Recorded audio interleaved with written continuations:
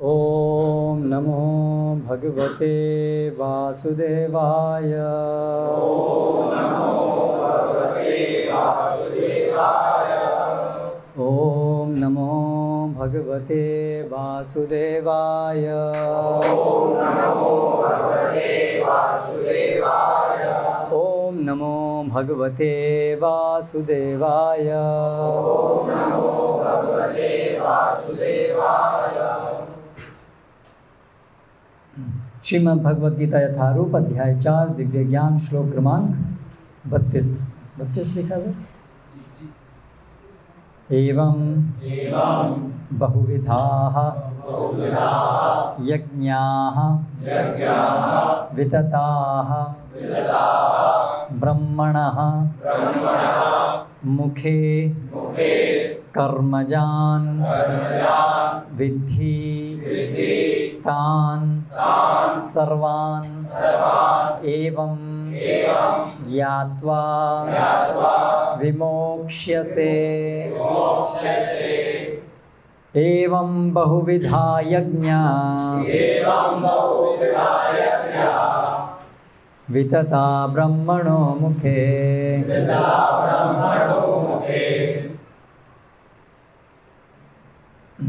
कर्मजान् विद्धि तान् कर्मजान् विद्धि तान् सर्वान्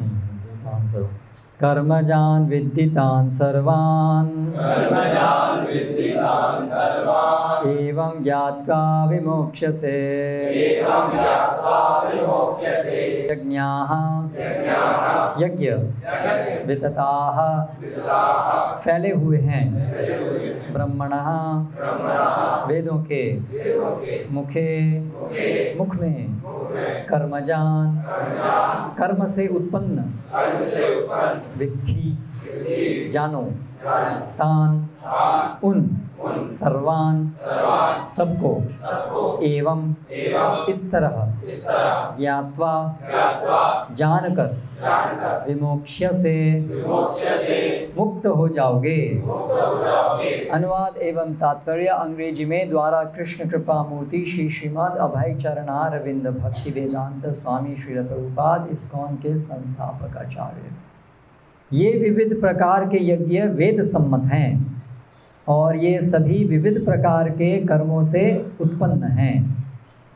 इन्हें इस रूप में जानने पर तुम मुक्त हो जाओगे। तात्पर्य जैसा कि पहले बताया जा चुका है, वेदों में कर्ता भेद के अनुसार विभिन्न प्रकार के यज्ञों का उल्लेख है। चूँकि लोग देहात्म बुद्धि में लीन हैं, अतः इन यज्ञों की व्यवस्था इस प्रकार की गई है कि मनुष्य उन्हें अपने शरीर मन अथवा बुद्धि के अनुसार संपन्न कर सके। किंतु देह से मुक्त होने के लिए ही इन सब का विधान है। इसी की पुष्टि यहाँ पर भगवान ने अपने श्रीमुख से की है। और अगला श्लोक भी हम साथ में पढ़ रहे हैं क्योंकि इससे संबंधित ही है।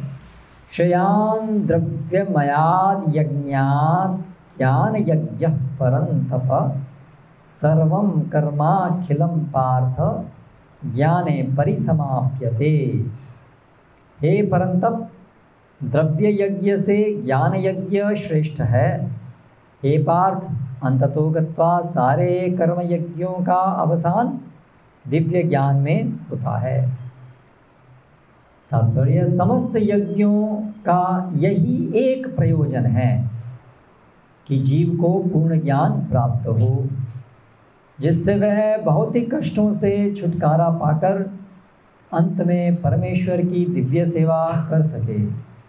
तो भी इन सारे यज्ञों की विविध क्रियाओं के विविध क्रियाओं में रहस्य भरा है और मनुष्य को यह रहस्य जान लेना चाहिए। कभी कभी कर्ता की श्रद्धा के अनुसार यज्ञ विभिन्न रूप धारण कर लेते हैं। जब यज्ञकर्ता की श्रद्धा दिव्य ज्ञान के स्तर तक पहुंच जाती है तो उसे ज्ञान रहित द्रव्य यज्ञ करने वाले से श्रेष्ठ माना जाता है, क्योंकि ज्ञान के बिना यज्ञ भौतिक स्तर पर रह जाते हैं और इनसे कोई आध्यात्मिक लाभ नहीं हो पाता। यथार्थ ज्ञान का अंत कृष्ण भावनामृत में होता है, जो दिव्य ज्ञान की सर्वोच्च अवस्था है। ज्ञान की उन्नति के बिना यज्ञ मात्र भौतिक कर्म बना रहता है, किंतु जब उसे दिव्य ज्ञान के स्तर तक पहुंचा दिया जाता है तो ऐसे सारे कर्म आध्यात्मिक स्तर प्राप्त कर लेते हैं। चेतना भेद के अनुसार ऐसे यज्ञ कर्म कभी कभी कर्म कांड कहलाते हैं और कभी ज्ञान कांड। यज्ञ वही श्रेष्ठ है जिसका अंत ज्ञान में हो। ओम ज्ञानतिमिरान्धस्य ज्ञानञ्जनशलाकया चक्षुरुन्मीलितं येन तस्मै श्रीगुरवे नमः।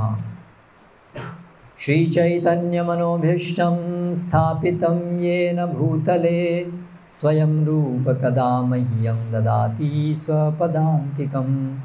वन्देऽहं श्रीगुरौ शिवतः पदकमलं श्रीगुरून् वैष्णवांश्च श्रीरूपं साग्रजातं सहगणरघुनाथान्वितं तं सजीवं साद्वैतं सावधूतं परिजनसहितं कृष्णचैतन्यदेवं श्रीराधा कृष्णपादान् सहगणललिता श्रीविशाखान्वितांश्च।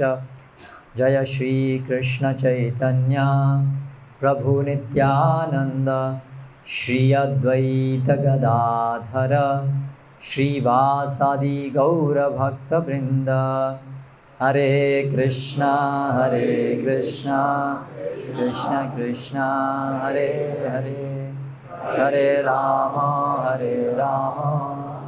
राम राम हरे हरे।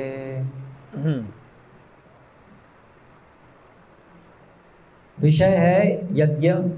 पिछली कई कक्षाओं से हम इसी के ऊपर चर्चा कर रहे हैं। आजकल आधुनिक समाज में तो ये विषय यज्ञ बहुत सारे लोगों के लिए तो केवल एक अंधविश्वास जैसा है, और कई लोगों के लिए यज्ञ अर्थात कुछ एक प्रकार का धार्मिक अनुष्ठान है जिससे कुछ भौतिक शुभ प्राप्त होगा, ऐसी कुछ आशा है। और उसमें भी यज्ञ करने की सही विधि क्या है, इसका बहुत अधिक ना तो जानकारी है, ना तो ज़्यादा ध्यान रखा जाता है। किसी न किस तरह से कुछ अग्नि हवन कुछ करके उसमें कुछ आहुति डालनी है, और जो पंडित गण मंत्र बोलते हैं तो कितना शुद्ध क्या बोलते हैं वो भी प्रश्न चिन्ह है, और कितना उसका अर्थ समझते हैं ये और बड़ा प्रश्न है। और जो यजमान हैं जिनके लिए वो यज्ञ किया जा रहा है, उनको कितनी श्रद्धा उस यज्ञ में है वो और बड़ा प्रश्न है। हाँ, केवल एक घर में चला आ रहा है कि ऐसे यज्ञ करते हैं तो इसलिए हम भी एक यज्ञ करा लेना चाहिए, नहीं तो लोग क्या बोलेंगे। ऐसी बड़ी ही एक ऊपरी श्रद्धा से जो कुछ यज्ञ होते हैं तो वो भी ऐसे ही होते हैं।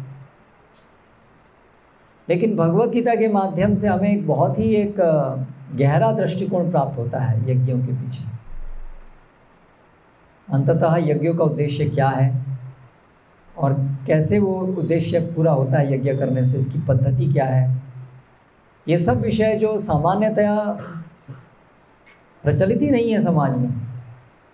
भगवत गीता का नाम प्रचलित है फिर भी, लेकिन भगवत गीता की जो शिक्षाएं हैं वो तो प्रचलित नहीं है, या कुछ शिक्षाएं प्रचलित हैं तो भगवत गीता की वो गलत सलत, जो हुआ अच्छा हुआ, जो होगा अच्छा होगा, ऐसा एक छोटा सा गीता सार करके। सार रूप में भगवत गीता के ज्ञान का पूरा हमारे समाज के अंदर लोप है। हम सब कहने के हिंदू हैं, लेकिन कोई भगवत गीता आज ना पढ़ता है, ना पढ़ाया जाता है, ना कोई गंभीरता से लेता है। इसलिए ये ऐसा हो गया है कि इतना महत्वपूर्ण विषय यज्ञ है, इसमें इतने सारे श्लोकों में भगवान इसका वर्णन कर रहे हैं, लेकिन आप किसी से भी पूछिए यज्ञ का अर्थ क्या होता है, यज्ञ का उद्देश्य क्या होता है, तो वो इसके बारे में आपको सही से नहीं बता पाएंगे। पंडित लोग भी ढंग से नहीं बता पाएंगे। बहुत सारे कुछ बड़े ही पैसा खर्च करके भी कुछ यज्ञ आजकल किए जाते हैं देवी देवताओं की पूजा के लिए, लेकिन यज्ञ का वास्तविक अर्थ जो शास्त्रों में है वो शायद ही उन लोगों को पता हो। तो यहाँ पर हमें जानने को मिल रहा है सर्वम कर्माखिलम पार्थ ज्ञाने परिसमाप्यते। सभी प्रकार के यज्ञों का अंतिम उद्देश्य है,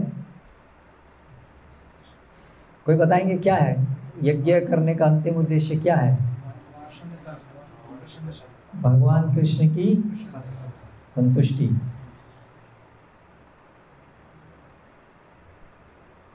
ये सर्वश्रेष्ठ स्तर है, अंतिम स्तर यही है, अंतिम लक्ष्य यही है कि हम भगवान श्री कृष्ण का प्रेम प्राप्त कर सकें। और इसके लिए विशेष रूप से चैतन्य महाप्रभु ने आरंभ किया है संकीर्तन यज्ञ। यज्ञों में कलियुग के अंदर विशेष संकीर्तन, और उसमें भी शुद्ध भक्ति भाव से जब वो किया जाए तो उससे कृष्ण प्रेम प्राप्त होता है। लेकिन अन्यथा जो शास्त्रों में सभी यज्ञ जो विधि दी है उसका उद्देश्य क्या है? कृष्ण प्रेम तो अंतिम है, उसमें से वो लोग जो वैष्णव सिद्धांत को समझ पाते हैं वो उस तक पहुंच पाते हैं, लेकिन उसके बिना सामान्यतया जो यज्ञ विधि दी है उसका उससे क्या कम से कम उसका उद्देश्य क्या है? कम से कम उद्देश्य, ये तो अधिक से अधिक उद्देश्य है कृष्ण प्रेम, लेकिन कम से कम किस उद्देश्य से वो यज्ञ विधान दिया गया है शास्त्रों में? तो देखिए दोबारा सुनिए, एवं बहुविधा यज्ञा वितता ब्रह्मणो मुखे कर्मजान विद्धितान सर्वान एवं ज्ञात्वा विमोक्षसे। ये शब्द महत्वपूर्ण है, विमोक्षसे। विमोक्षसे का अर्थ है मोक्ष प्राप्ति करोगे, मुक्ति की प्राप्ति करोगे। यज्ञ को करके, यज्ञ संपन्न करके मुक्ति की प्राप्ति करोगे। तो यज्ञों का एक कॉमन सामान्य उद्देश्य है जन्म मृत्यु के चक्र से मुक्ति प्रदान करना, और जन्म मृत्यु के चक्र से मुक्ति प्रदान करके फिर अंत में क्या प्राप्त करना है, वो अंतिम उद्देश्य है कृष्ण प्रेम प्राप्त करना। तो इस तरह से यज्ञ का अंतिम लक्ष्य है वो, लेकिन उससे पहले कम से कम जन्म मृत्यु के चक्र से मुक्ति प्राप्त। तो अभी कितने लोग ये जानते हैं कि ये यज्ञ का उद्देश्य है ना?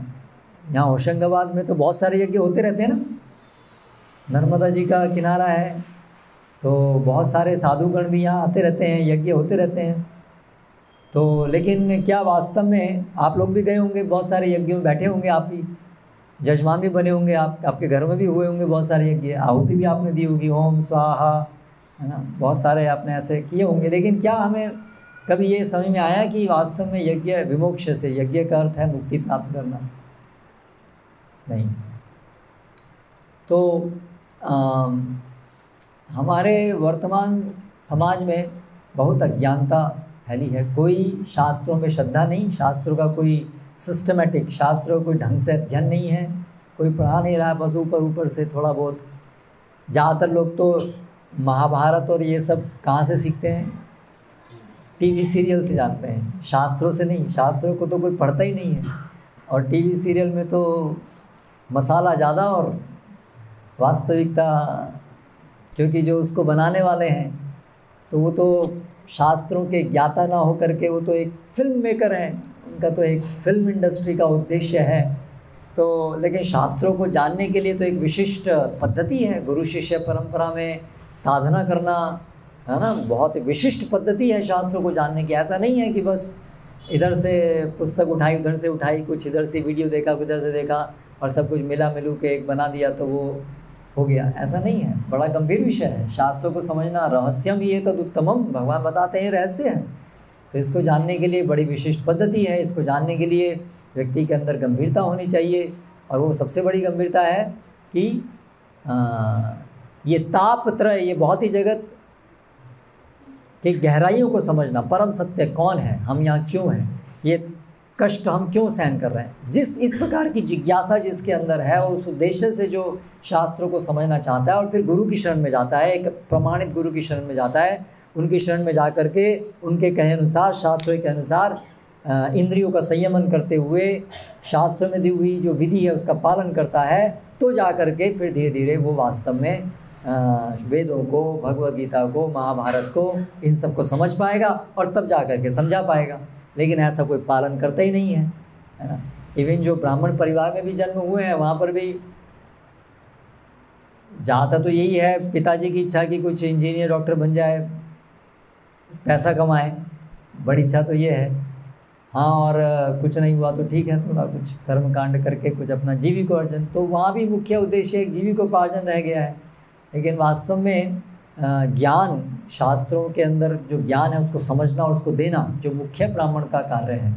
यजन याजन पठन पाठन दान प्रतिग्रह। तो ये क्योंकि पूरे कलयुग का ही ये प्रभाव है, सभी गुणों का ह्रास हो रहा है, तो इस प्रकार से सभी का ही ऐसी स्थिति है। तो इसलिए हम लोगों के लिए बड़ा महत्वपूर्ण विषय है कि यज्ञ जो है ये मुक्ति के लिए है। तो मुक्ति की किसको पड़ी है आज? किसी को नहीं पड़ी है। जन्म मृत्यु से छुटकारा, ये विषय तो किसी के दिमाग में है ही नहीं। जन्म मृत्यु से छुटकारा, दिमाग में क्या है? इसी भौतिक जगत को कैसे स्वर्ग बनाएंगे, वही दिमाग में है। अगर कहीं स्वर्ग है, वैसे तो कहीं है नहीं, और कहीं जो है वो यही है जो आंखों के सामने है। एक तो ये विश्वास सबको, ये सब पुरानी बातें थी, ये सब अंधविश्वास, ये सब भगवद गीता, महाभारत किसने देखा है? किसी ने? आत्मा देखा? भगवान देखा? मरने के बाद क्या होगा किसी ने देखा? नहीं देखा। इसलिए ये सब क्या है? नहीं देखा, इसलिए झूठा है। नहीं देखा इसलिए झूठा है, क्योंकि वास्तविकता क्या है? जो दिखती है वही वास्तव है। तो दिखता क्या है? दिखता ये है कि देखो, विज्ञान ने पंखा दे दिया, लाइट दे दी, विज्ञान ने मेडिकल साइंस दे दिया, जिससे कि इतना हमारा जीवन अच्छा हो गया, बीमारियां ठीक होनी शुरू हो गई।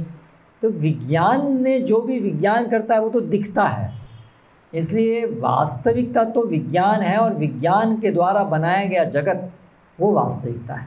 और ये जो शास्त्रों में लिखा है ये तो केवल लिख दिया गया है, कोरी कल्पना जैसा है, इसका कोई भी ऐसी चीज़ नहीं है जो हमें दिखता हो, है ना। तो इसलिए ये सब टाइम पास करने के लिए है।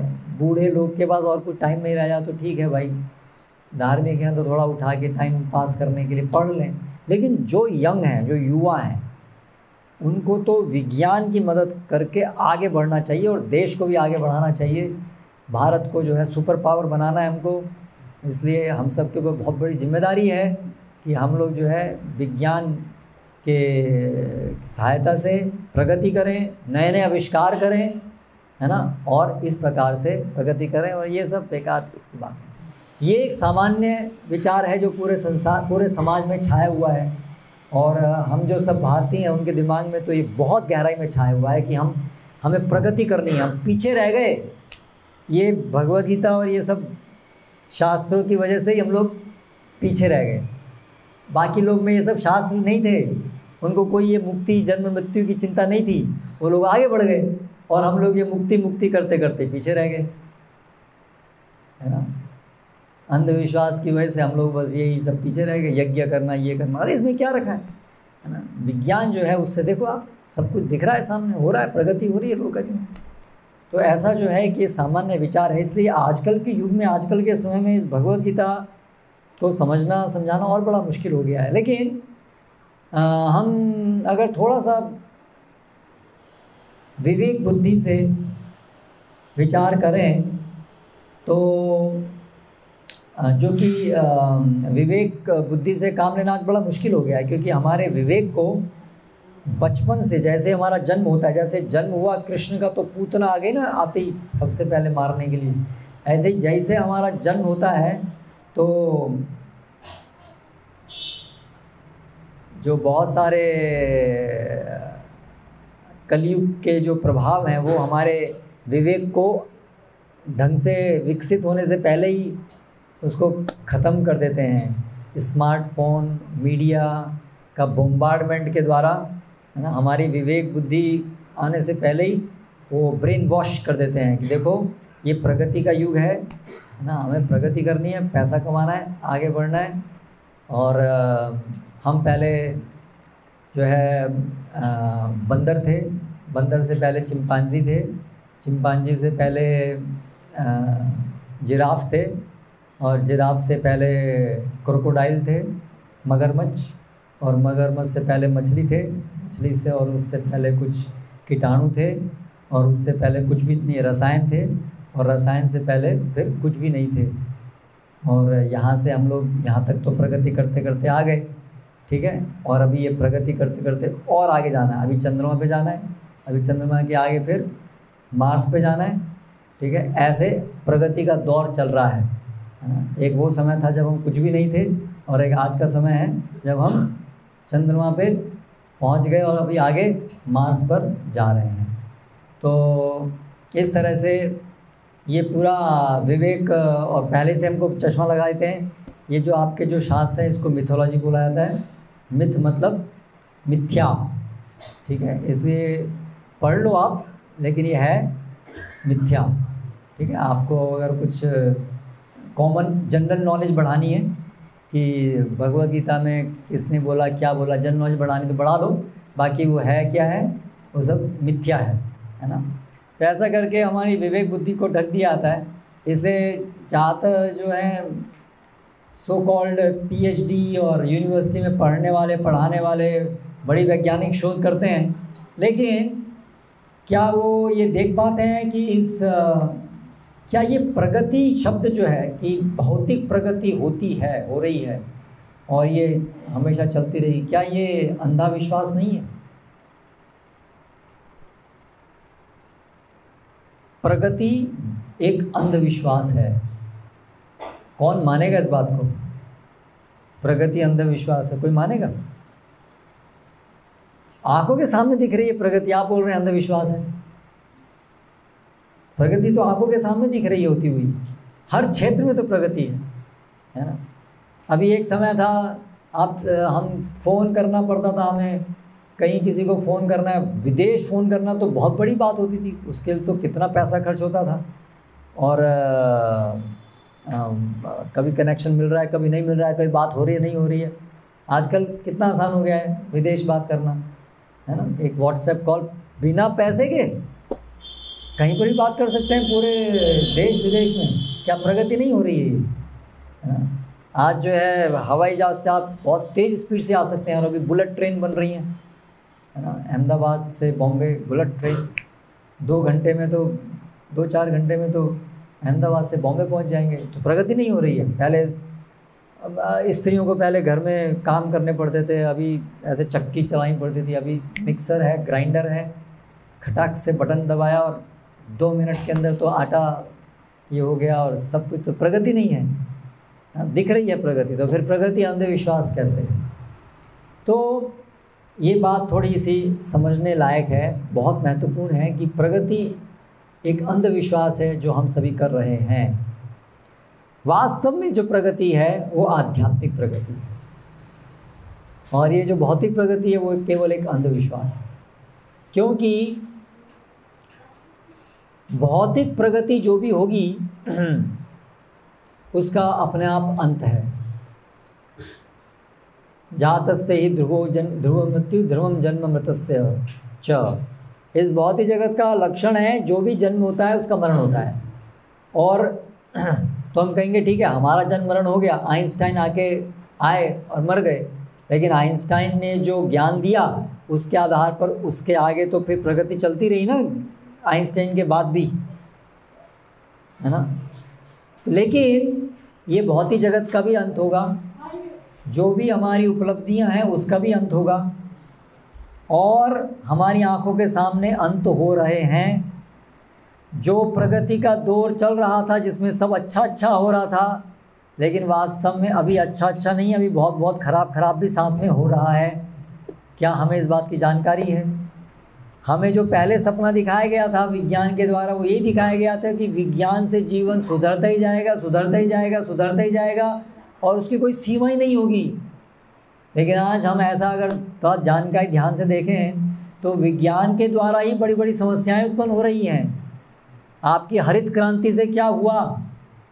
एक समय था जब ऐसा विश्वास था कि हरित क्रांति से तो कुछ खराब हो ही नहीं सकता, शुभ ही शुभ होगा, है ना। खूब फसल जो है, उत्पादन जो है दुगना चौगना होगा, और सब भुखमरी सब हट जाएगी, है ना, और सब धनवान हो जाएंगे, और फिर ये आधुनिक उपकरण ट्रैक्टर आएंगे, और उससे तो फिर किसान का जीवन कितना सुंदर हो जाएगा।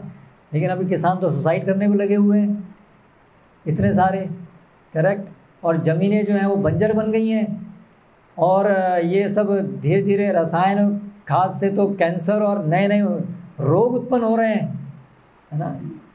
तो वो जो सपना था कि हरित क्रांति से ये प्रगति का दौर बढ़ता रहेगा और हमेशा सुहावना सुंदर ही होता रहेगा, वो सपना कहाँ गया? अभी तो धीरे धीरे वो सपना ध्वस्त होता दिखाई दे रहा है, हो रहा है।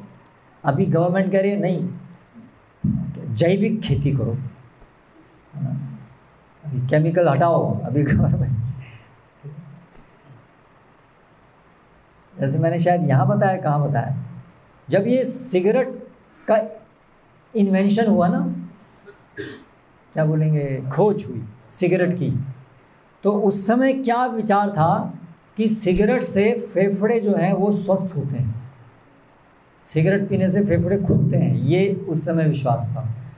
तो अमेरिका में तो वो उस समय फोर्ड, हेनरी फोर्ड, उसके माध्यम से सब जगह प्रचार होता था शुरू में कि हर दिन एक सिगरेट पीने से फेफड़े जो हैं वो बहुत अच्छे रहेंगे, ऐसा उस समय समझ थी। लेकिन अभी हम समझते हैं कि सिगरेट पीने से फेफड़े जो है पूरे परमानेंटली ख़राब हो जाते हैं, कैंसर हो जाता है ना। तो शुरू में कुछ अच्छा होता है, लेकिन कुछ समय बाद में हमें उसके दुष्परिणाम भी सामने आने शुरू होते हैं। लेकिन वो दुष्परिणाम आते आते तो हम बहुत आगे निकल चुके होते हैं, और इतने आगे निकल चुके होते हैं कि फिर वापस आना संभव नहीं होता है। जैसे अभी स्मार्टफोन शुरू हुआ, अभी तो जीवन ऐसा हो गया है, समय ऐसा हो गया है कि स्मार्टफोन को हटाना संभव होगा। अभी सारा बिजनेस, लोगों का तरीका सब तो डिपेंडेंट हो गया उसको इंटरनेट के ऊपर, हर चीज़ तो भी इंटरनेट से होती है। तो अभी इंटरनेट के और स्मार्टफोन के दुष्परिणाम तो आने शुरू हो गए हैं, है ना। बच्चों का अटेंशन स्पैन बोलते हैं अंग्रेजी में उसको, तो कोई भी चीज़ को ध्यान से 2 मिनट तक, 1 मिनट तक भी बैठ के नहीं देख सकते हैं, इतना सारा मन के अंदर विचलन है। उसकी वजह से हाइपर एक्टिव, बहुत चंचल है, क्योंकि मन पूरा अस्थिर है, इसलिए उनको कुछ भी चीज़ ढंग से सिखाना मुश्किल है बच्चों को। ये एक बड़ी समस्या धीरे धीरे उत्पन्न हो रही है। तो आजकल सोशल मीडिया बहुत है ना, फेसबुक सब लोग यूज़ करते हैं ना। तो जो फेसबुक को बनाने वाला है, क्या नाम है उसका, मार्क जुकरबर्ग। तो आप जानते हैं वो अपने बच्चों को फेसबुक यूज़ नहीं करने देता। जो बिल गेट्स है, तो वो जो है अपने बच्चों को कंप्यूटर यूज़ नहीं करने देता, बहुत रेस्ट्रिक्टेड। तो जो इनको बनाने वाले हैं पूरे संसार को तो खूब यूज़ करो, हमने आपके लिए बनाया, करो करो, और अपने बच्चों को क्यों, ऐसा क्यों? सारे संसार को तो दे रहे हैं, सबको बता बता के दे रहे हैं आपका जीवन सुधर जाएगा, देखो कितना बढ़िया हो जाएगा, फिर अपने बच्चों को क्यों नहीं देते? क्योंकि उनको उसकी असलियत पता है कि इसको करने से बच्चे पूरे आदी हो जाएंगे, पूरा जीवन बर्बाद हो जाएगा, इसलिए अपने बच्चों को नहीं देते। हाँ, जेब भरने के लिए दूसरे के बच्चे बिगड़े, उससे क्या है, अपनी जेब तो भर रही है, ठीक है। तो अगर हम थोड़ा सा गहराई में जाएंगे, जो आजकल चल रहा है, अगर थोड़ी सी आंखें कम खोलेंगे तो हम देखेंगे कि जो प्रचार हो रहा है ना बाहर, एडवर्टाइजमेंट, उसमें जो दिखाया जा रहा है वो सब उसका उल्टा वास्तविकता है। हमको ऐसा धोखा दिया जा रहा है हर चीज़ में। हमको बताया ये जा रहा है कि आपके लिए हम ये लेके आए हैं, आपके लिए लेके आए। हमारी चिंता बहुत लोगों को है, हमारी चिंता हमको नहीं, दूसरों को बहुत चिंता है हमारी। हमको पता भी नहीं हमारे इतने सारे शुभचिंतक बैठे हुए हैं, सारी इंडस्ट्री में, सारे उद्योगों में सब हमारे शुभचिंतक बैठे हुए हैं, सब हमारे लिए वहाँ दिन रात मेहनत कर रहे हैं। ऐसा है क्या? हमारे शुभचिंतक बैठे हुए हैं, कोई शुभचिंतक नहीं है हमारा। उनकी चिंता क्या है? हमारी जेब का पैसा उनकी जेब में कैसे हस्तांतरित हो, ये उनकी चिंता है। उसके लिए चाहे कोई मरे, चाहे किसी के बच्चों का जीवन खराब हो, चाहे लोगों का बुद्धि भ्रष्ट हो, चाहे उनको कैंसर हो, चाहे उनको डायबिटीज़ हो, चाहे घर नष्ट हो जाएं, पति पत्नी आपस में रह नहीं पाएँ, कुछ भी हो जाए, लेकिन हमें हमारा पैसा चाहिए। तो इसलिए अगर हम थोड़ा सा बुद्धिमानता से देखेंगे तो हम समझेंगे कि जो प्रगति की बात जो इतनी सब जगह की जा रही थी, और ऐसी प्रगति जिसका कभी अंत नहीं होगा, चलती रहेगी ये प्रगति, और इसके प्रगति से सबको अच्छा होगा, सब अच्छा होगा। वास्तव में ऐसा नहीं है ना। शुरू में सब थोड़ा अच्छा दिखाई दिया कुछ समय के लिए, लेकिन उसके अभी बहुत बड़े बड़े दुष्परिणाम हो रहे हैं। और इस खुद अपनी प्रगति से अभी वास्तव में जो साइंटिस्ट हैं, वैज्ञानिक हैं, वो जानते हैं कि ये प्रगति का दौर अपने आप ख़त्म होने वाला है, क्योंकि इसमें अपने आप बीज हैं नष्ट होने के। जैसे बड़े बड़े परमाणु बम बैठे हुए हैं ना, बहुत सारे, इतने सारे परमाणु बम हैं कि कई सारी पृथ्वी ख़त्म हो सकती है। पृथ्वी एक ही है दुर्भाग्य से उनके लिए, लेकिन कई सारी पृथ्वी नष्ट हो सकती हैं। इतने सारे तो परमाणु बम रेडी हैं, है ना। तो प्रगति हुई, इतना सारा डेवलपमेंट, लेकिन जब परमाणु बम गिराएंगे तो ये सारी प्रगति का क्या होगा? खत्म। ये तो एक तरीका है केवल नष्ट होने का, ऐसा नहीं केवल एकमात्र तरीका है वो नष्ट होने का। हमारी आज प्रगति से ही बहुत सारे और तरीके हैं नष्ट होने के। अब इतनी सारी संसार में जो लड़ाई चलती रहती हैं, उसका कारण क्या है? अफ़गानिस्तान के ऊपर, फिर उधर इराक के ऊपर, और बहुत सारे अभी ये चल रहा है रशिया यूक्रेन, और अफ्रीका में तो बहुत सारा चलता रहता है। वो तो सामने न्यूज़ में ज़्यादा आते नहीं, पुरानी हो गई खबरें। तो ये सब सारे जो युद्ध चलते रहते हैं और सबके ऊपर मंडरा रहा है, बड़ा महायुद्ध होने की हमेशा संभावना बनी रहती है कि कभी भी महायुद्ध भी होगा। तो उसके पीछे कारण क्या है? इन सब युद्धों के पीछे मूल कारण क्या है? कोई बताएंगे? मूल कारण क्या है? बोलने के लिए तो डेमोक्रेसी, क्या प्रजातंत्र स्थापित करने के लिए ज़रूरी है युद्ध करना, ये सब राजशाही करते हैं और शोषण करते हैं। इसलिए अभी हम बम डाल करके, हम शोषण नहीं करेंगे, हम केवल बम डाल रहे हैं जिससे सब मर जाएंगे। हम शोषण, हमारा बम डालना शोषण नहीं है, उनका कुछ करना वो शोषण है। और हम क्या कर रहे हैं? सबको मुक्ति दे रहे हैं, सबको डेमोक्रेसी, प्रजातंत्र ला रहे हैं, ऐसे नारे लगा रहे हैं। लेकिन वास्तव में कारण क्या है सारे युद्धों का? युवा या कोई भी मूल कारण ताकतवर बनना है उनको। ताकतवर क्यों बनना है? राज करना है। राज किस लिए करना है? प्रगति। हमें हमारे देश की प्रगति करनी है, दूसरे की प्रगति हमारी प्रगति में बाधा है।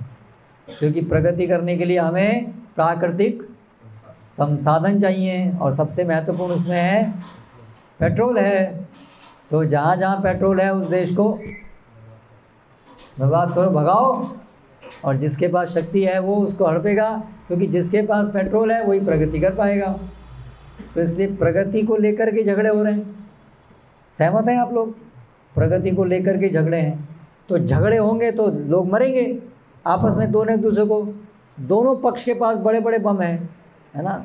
रशिया के पास भी हैं, और इधर अमेरिका के पास भी हैं, और यूरोप के पास भी हैं, उधर चाइना भी है, सबके पास हैं। ठीक है, तो लड़ाई होगा तो ऐसा तो होगा नहीं कि बस एक ही होगा, सबके सब एक दूसरे को मारेंगे। तो यही प्रगति से ही क्या होगा? एक दूसरे को मारने को तैयार हैं, और मार के सब कुछ वापस उनके अनुसार स्टोन एज शुरू हो जाएगी दोबारा से। पाषाण युग जैसी कोई चीज़ नहीं थी, वो भी उनका बनाया हुआ है पाषाण युग।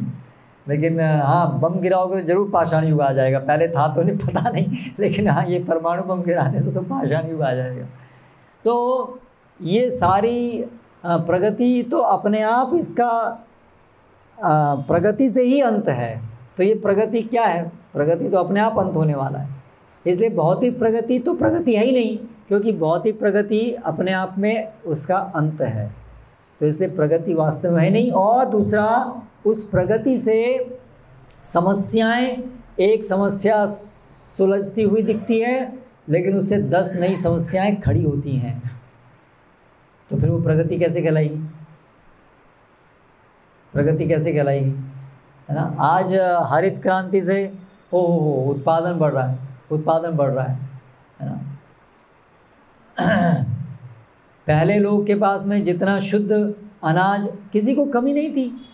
कोई ऐसे, ये भी एक कहने की बात है, अरे लोग भूखे मर रहे हैं, क्योंकि हमें अपना केमिकल लगाना है इसलिए कुछ भी बोलो, है ना? भूखे मर रहे हैं। गांव पिछड़े हुए हैं, गांव में लोग बड़े भूखे मर रहे हैं। तो गांव में तो जब ये कोरोना हुआ सब लोग गांव में भागे, है ना? तो वहाँ तो स्थिरता है ना? यहाँ तो कोई उत्पादन की स्थिरता नहीं है। और गांव में जो ये सब गलत पिक्चर दिखाई जाती है, तो गांव में जितना आज जिसको हम ऑर्गेनिक फूड बोलते हैं, उसकी बड़ी बड़ी सुंदर सुंदर दुकान लगती हैं, ऑर्गेनिक फूड मिलता है यहाँ पर, है ना? पहले गांव में सब लोग ऑर्गेनिक फूड ही खाते थे बिना दुकान जाए, अपने ही घर में उगाया हुआ ऑर्गेनिक फूड। आजकल वो बहुत महंगा है ना सब ऑर्गेनिक, सामान्य लोग के लिए तो खरीदना मुश्किल है, लेकिन पहले गरीब से गरीब आदमी भी ऑर्गेनिक फूड ही खाता था। तो अभी इस तरह से ये सब केवल बोल बोल करके आधुनिक युग, लेकिन वास्तव में हमारा जीवन की जो गुणवत्ता है वो तो ख़त्म होती जा रही है ना? देसी घी खाना बहुत मुश्किल चीज़, बड़ी चीज़ है आज देसी घी खाना, है ना? देसी पहले गरीब आदमी सब लोग क्योंकि देसी घी तो देसी घी होता था, और कौन सा घी, डालडा और ये सब तो ऑयल, ये तो प्रचलन था ही नहीं। तो गरीब आदमी भी यही खाता था। लेकिन आज प्रगति का युग है, इसलिए किसी को देसी घी है ही नहीं, क्योंकि हम प्रगत हो चुके। तो ये सब आप देखिए, तो वास्तव में हमें धोखाधड़ी है। तो ये हमें शास्त्रों में जानने को मिलता है कि भौतिक प्रगति अंधविश्वास है। भौतिक प्रगति जैसी कोई चीज़ है ही नहीं, क्योंकि भूता प्रलय थे। ये संसार तो बनता है, एक समय आने पर नष्ट हो जाने वाला। आप कितनी भी प्रगति कर लीजिए, अंत में एक दिन नष्ट हो जाएगा, सारी प्रगति आपकी खत्म। और एक और महत्वपूर्ण सिद्धांत है, कृत्रिम रूप से अगर आप जबरदस्ती प्रगति करने की कोशिश करोगे तो कहीं प्रगति तभी होगी जब कहीं अवनति होगी। ये सिद्धांत है। कुछ बनाओगे तो कहीं बिगाड़ना ही पड़ेगा। इमारत बनाते हैं तो कहीं गड्ढा करना पड़ता है। वो चीज़ें तब कहाँ से आती हैं? कहीं से गड्ढा करेंगे तो वो ऊंचा ऊपर उठेगा। और जो विज्ञान के विद्यार्थी हैं वो लोग जानते हैं conservation of energy, thermodynamics principle, energy can never be created nor be destroyed, it can only be transform from one form to another. ऊर्जा जो है वो कभी ना तो विकसित की जा सकती है, ना तो कभी ख़त्म की जा सकती है, वो केवल एक रूप से दूसरे रूप में स्थानांतरित की जा सकती है। तो प्रगति कैसे हो जाएगी? कहीं प्रगति करेंगे तो कहीं कुछ नाश करना होगा, तभी प्रगति होगी। विज्ञान के विद्यार्थी, अगर आप एंट्रोपी जानते हैं, एंट्रोपी, तो अगर कहीं एंट्रोपी बढ़ेगी तो वो हमेशा कांस्टेंट रहती है। तो कहीं ना कहीं कुछ बनाओगे तो कुछ बिगाड़ना पड़ेगा, बिना बिगाड़े कुछ बना नहीं सकते हैं। तो इसलिए प्रगति क्या है? ये अंधविश्वास है। प्रगति एक अंधविश्वास है। वास्तविक प्रगति क्या है? वास्तविक प्रगति है कि हम ये जन्म मृत्यु के चक्र से हमेशा के लिए निकल सकते हैं।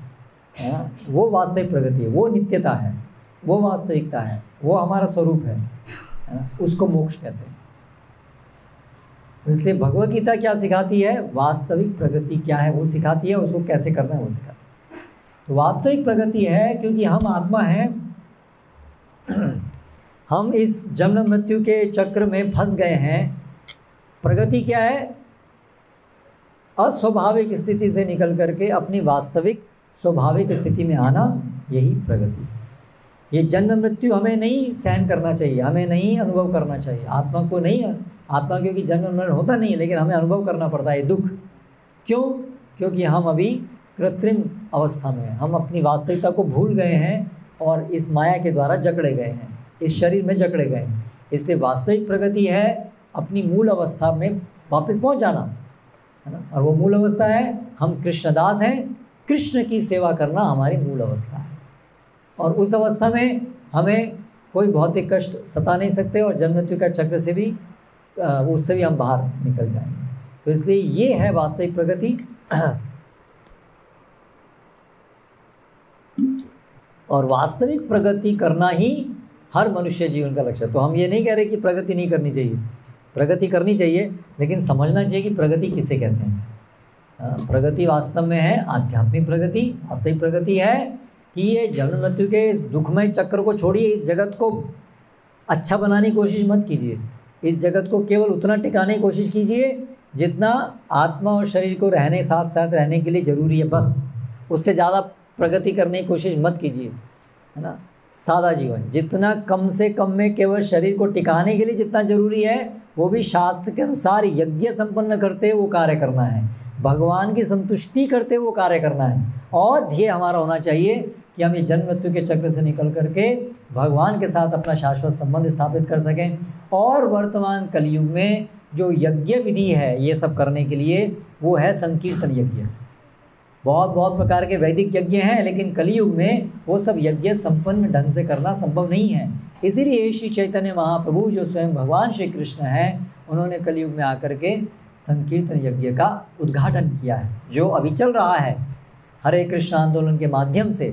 तो आप सब लोग उसमें भाग ले रहे हैं, तो बहुत उत्साह से आप लोग इस यज्ञ को कीजिए। यज्ञ को किए बिना कभी जीवन में कोई शुभ नहीं हो सकता। यज्ञ को जो नहीं करता है, वो जो खा रहा है, जो भी ये सब संसाधन उपभोग कर रहा है, वो उसका ऋण नहीं दे रहा है, तो पाप कर रहा है। यज्ञ के बिना, क्योंकि हम टैक्स अगर नहीं देंगे इलेक्ट्रिसिटी का, तो वो हम गुनहगार बन जाएंगे ना। तो ये कम से कम यज्ञ, सबसे कम से कम स्तर पे यज्ञ, अर्थात कम से कम जो आप भगवान से ले रहे हैं चीज़ें, उसके लिए कम से कम उनका धन्यवाद करना। और वो जो देवी देवताओं के माध्यम से हमको प्राप्त हो रहा है, तो देवी देवताओं का सत्कार या एक धन्यवाद जो है वो यज्ञ के माध्यम से होता है। तो इसलिए यज्ञ जो नहीं करता है वो पापी पाप कमाता है और इसलिए नरकगामी होता है। और कलयुग के अंदर कम से कम जो भक्त नहीं है उनको भी यज्ञ तो सबको करना जरूरी है। सबको भगवान में विश्वास और भगवान की सेवा में जो भी वो कार्य कर रहे हैं उसके फलों को लगाना जरूरी है। और इस कलयुग में वो तरीका है संकीर्तन यज्ञ। इसलिए अभक्त हो, यानी कि अभक्त मतलब कृष्ण प्रेम प्राप्त करना जिनका लक्ष्य नहीं है, लेकिन कम से कम सब लोगों को भगवान में विश्वास, भगवान की समझ होनी चाहिए और सबको इस समझ से कम नियमित रूप से प्रतिदिन हरे कृष्ण कृष्ण कृष्ण हरे हरे, हरे राम राम राम हरे हरे, ये महामंत्र का उच्चारण कीर्तन के रूप में, जप के रूप में करना अनिवार्य है। जो नहीं करता है वो दोबारा नेक्स्ट जीवन में उसको मनुष्य जीवन नहीं मिलेगा, वो नारकीय योनियों में जाएगा। ये शास्त्र का विधान है। इसलिए इतना बड़ा महत्व है यज्ञ का। और वर्तमान समय में ये यज्ञ का विधि है, ये संकीर्तन यज्ञ। और हम लोग जो कर रहे हैं वो हम केवल नरक ना जाएं इसके लिए हम नहीं कर रहे हैं। हम संकीर्तन क्यों कर रहे हैं? हम इसका जो उच्चतम स्तर उद्देश्य है कि हम कृष्ण प्रेम प्राप्त कर सके, जो हमारी मूल अवस्था है। हम कृष्ण के सेवक बन सके, उनकी सेवा करने की तीव्र इच्छा हमारे अंदर उत्पन्न हो जाए, बाकी सारी भोग करने की इच्छाएं समाप्त हो जाए। इस उद्देश्य से हम लोग भक्त जो हैं, एक शुद्ध भक्ति के बारे में जो लोग हैं, वो इस उद्देश्य से संकीर्तन यज्ञ करते हैं। तो इसलिए प्रतिदिन बहुत सावधानी से हमें जप करना चाहिए, है ना। प्रभुपाद ने हमको बताया कि कम से कम 16 माला करनी चाहिए इस कलयुग के प्रभाव से बचने के लिए और कृष्ण प्रेम के रास्ते में सुदृढ़ प्रगति करने के लिए कम से कम 16 माला शुद्ध जप, शुद्ध नाम जप, अपराध रहित होकर के हमें जप करना चाहिए। तो अपराध ना हो इसके लिए हमें शास्त्रों को पढ़ना चाहिए। सही समझ क्या है, क्योंकि अगर हम गलत समझ से अज्ञानता में रह कर के यदि हम हरे कृष्ण मंत्र करते हैं तो शुद्ध नहीं होगा। तो इसलिए शुद्ध नाम जप करने के लिए हमें नियमित भगवद गीता पढ़नी चाहिए, उसको समझना चाहिए और अपने गलत धारणाओं को हटाना चाहिए। और सभी प्रकार के पाप कर्म, जैसे मुख्य 4 हैं, व्यभिचार, नशा और मांस भक्षण और ये जुआ, ये 4 महापाप तो बिल्कुल नहीं करने चाहिए। और ईमानदारी से जो भी अपना वृत्ति है वो करना चाहिए, और उस वृत्ति को करते करते साथ में प्रतिदिन ये संकीर्तन यज्ञ करना चाहिए। ये इस्कॉन के द्वारा जो चैतन्य महाप्रभु के मार्ग में चला आ रहा है आंदोलन, इसके द्वारा ये प्रचार है। तो आप सभी लोग भी बड़ी दृढ़ता से इसको पालन कीजिए, और देखिए आपके जीवन में आपका मन शुद्ध होता है, हृदय शुद्ध होता है, सभी जानकारी प्राप्त होती है, और धीरे धीरे फिर आप भगवान की तरफ आगे बढ़ते हैं। और अपने सभी लोगों को प्रचार कीजिए, ये आप खुद इसका अनुभव कीजिए, और खूब ज़ोर शोर से दूसरों को भी बताइए, लेके आइए, प्रचार कीजिए, भगवद गीता को दीजिए, उनको सुनाइए, प्रार्थना कीजिए उनसे, ये इनके इन प्रकारेण आइए। जैसे हम लोग भी कैसे जुड़े, शिला प्रभुपाद ने और उनके शिष्यों ने बड़ी कठिन परिस्थितियों में प्रचार प्रयास किया, और उससे धीरे धीरे हम लोग भी जुड़े। ऐसे हम लोग भी प्रयास करेंगे तो फिर धीरे धीरे लोग जुड़ेंगे। तो ये प्रयास हमारा क्या होना चाहिए? सबसे पहले पुस्तक वितरण, ये भगवद गीता दूसरों को कन्विंस करना, आश्वस्त करना कि वो लोग भगवद गीता यथारूप पढ़ें, लें, है ना। तो ये सरल विधि है। तो अपने घर में हम लोग जब करें, पढ़ें और दूसरों को भी प्रचार करें। यहाँ पर समाप्त करते हैं। हरे कृष्णा। कोई किसी का प्रश्न है तो आप पूछ सकते हैं।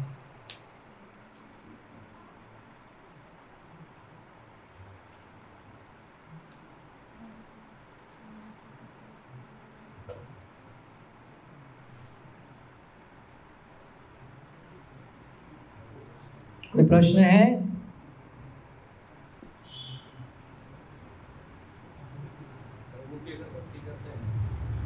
अगर प्रभु की भक्ति करते हैं तो उसमें उपवास जरूरी है क्या?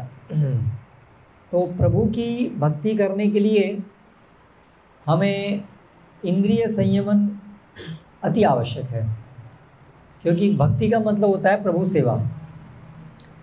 हम प्रभु सेवा तभी करेंगे जब हम समझेंगे कि हम दास हैं, हम भोक्ता नहीं हैं, हम भगवान के सेवक हैं। तो इसलिए भोग करना और सेवा करना दोनों उल्टा है। अभी इस भौतिक जगत में हम सभी अज्ञानतावश भोग करना ही दिन रात वही हमारी चेतना है, और उसी के लिए प्रयास कर रहे हैं। इसलिए हमारी इंद्रियां भी अनियंत्रित हैं, हमेशा से भोग करने के लायक रहती हैं। इसलिए अनियमित इंद्रियां हमारे आध्यात्मिक प्रगति में बहुत बड़ी रुकावट है। इंद्रियों को संयमित करने के लिए उपवास एक बहुत अच्छी शास्त्रोक्त विधि है। विशेष रूप से भगवान के आविर्भाव, भगवान के संबंधित जन्माष्टमी जैसे है, या महान भगवान के भक्तों का आविर्भाव दिन है, या तो अवतारों का आविर्भाव दिन है, उस पर जब हम अपनी शरीर की आवश्यकताओं को न्यून करके वो जो समय बचा उसको जब हम साधना में लगाते हैं, भगवान के नाम के श्रवण कीर्तन में लगाते हैं, तो उससे क्या हुआ? इंद्रिय संयमन हुआ, और साथ साथ हमारा ज़्यादा ध्यान से ज़्यादा समय हम भगवान के नाम में लगा पाए। तो इससे हमारी आध्यात्मिक प्रगति में बहुत हमको बल मिलता है। इसीलिए विशेष रूप से वैष्णवों के लिए एकादशी में व्रत रखना, क्योंकि एकादशी जो है वो भगवान की भक्ति करने के लिए बड़ी विशेष तिथि है, माधव तिथि इसलिए उसको बोलते हैं। इसलिए भगवान श्री कृष्ण चाहते हैं इस तिथि के दिन हम अनाज नहीं खाएं। इस तरह से, और उसमें उस दिन अनाज में उस दिन कली पुरुष का वास होता है, तो वो सारे पाप कर्मों की वृत्ति हमारे अंदर प्रविष्ट होती है यदि हम एकादशी के दिन अनाज लेते हैं। इसलिए एकादशी के दिन अनाज नहीं ग्रहण करना चाहिए, और विशेष रूप से ये है उपवास उस दिन, और समय अधिक भगवान के कीर्तन में, श्रवण कीर्तन में लगाना चाहिए। ठीक है।